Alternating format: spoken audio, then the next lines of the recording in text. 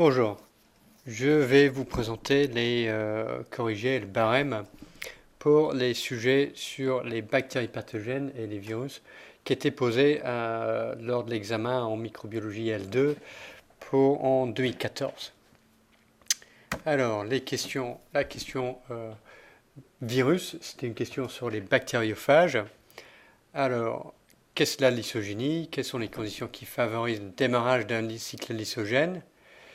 Et quels sont les rôles des gènes phagiques CRO et C2? 3 points pour cette question. Et on voit qu'évidemment, il y a 3 sous-questions là. Qu'est-ce la lysogénie? Quelles sont les conditions qui favorisent la lysogénie? Et quels sont les rôles des gènes phagiques? Donc, 3 sub-questions. Donc, il y aura 1 point par question ici. Donc, c'est-à-dire 1 point pour ça, 1 point pour ça, et 1 point pour ça. Alors, pour la première chose, qu'est-ce que la lysogénie? Bon, on cherche une définition tout simplement. Donc, il faut vous donner quelque chose qui explique ce que c'est la lysogénie. C'est un mode de réplication qui implique l'intégration du génome du phage dans le chromosome bactérien, un demi-point pour ça. Et lors de la lysogénie, la cellule hôte, la bactérie hôte, n'est pas tuée. Donc ça, c'est quelque chose qui distingue la lysogénie d'un cycle lytique. À la fin d'un cycle lytique, la bactérie hôte est lysée, donc tuée. Ce n'est pas le cas lors de la lysogénie. Donc un demi-point pour ces 2 éléments essentiels, intégration dans le chromosome et le fait que lors de la lysogénie, la bactérie n'est pas tuée. Alors, quelles conditions favorisent le démarrage d'un cycle lysogène?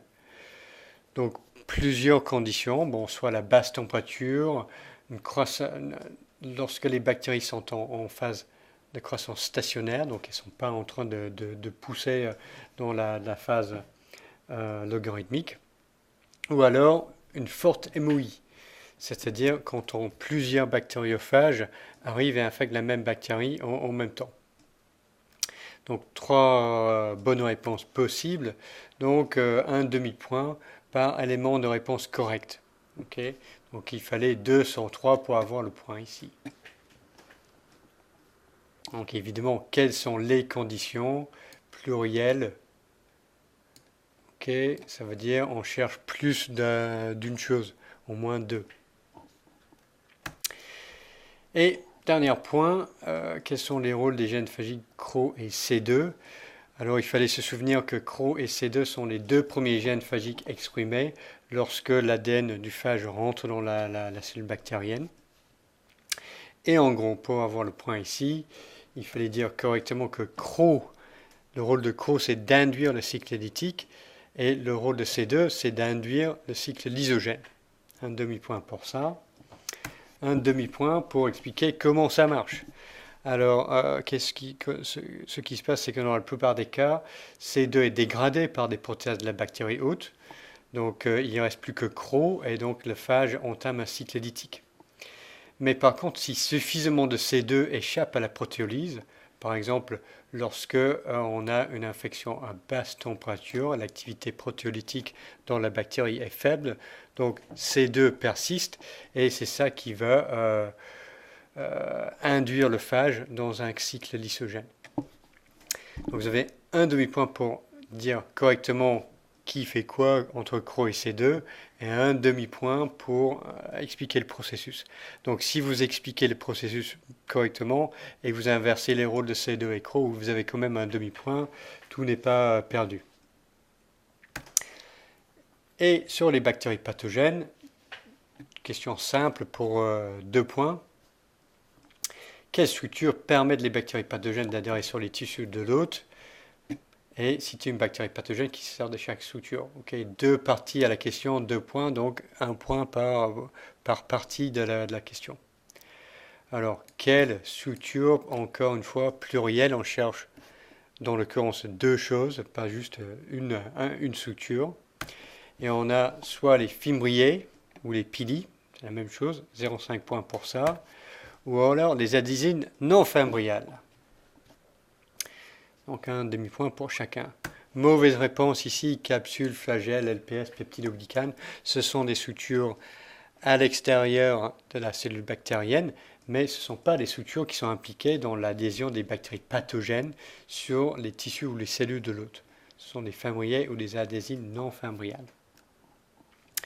Et ensuite, un exemple spécifique d'une bactérie pathogène qui se sert de chaque suture. Donc pour les fimbriae, le pili, peut-être le plus facile, c'est la plupart des adhésines sont des fimbriae. Donc Escherichia coli, les Escherichia coli uropathogènes ou entéropathogènes, ça sert de différents types de adhésines fimbriales. Ou alors Neisseria gonorrhea, aussi, c'est une bactérie pathogène qui utilise des fimbriae pour s'adhérer sur la cellule hôte. Donc un demi-point pour un exemple correct. Si vous avez mis juste Escherichia coli, ok, ça passe. La plupart des Escherichia coli pathogènes se servent d'adhésine fimbriale. Adhésine non fimbriale, un peu plus rare. Yersinia enterocolitica, c'était l'exemple donné en cours. Et également les Escherichia coli entérotoxigéniques, ou en tout cas certaines souches, peuvent utiliser des adhésines non fimbriales. Si vous avez juste mis Escherichia coli pour ça, je ne donne pas le point, il fallait spécifier quel type d'Escherichia coli pathogène utilise une adhésine non fimbriale. Et en plus, Streptococcus pneumoniae, le pneumocoque utilise une adhésine non fimbriale, le Pneumococcus surface protein C, PSPC. Et pareil, 0,5 points pour un exemple correct. Alors ça c'était 2014, voilà, pas de questions pièges, uniquement des sujets traités en cours avec réponses courtes et bien écrites, très appréciées.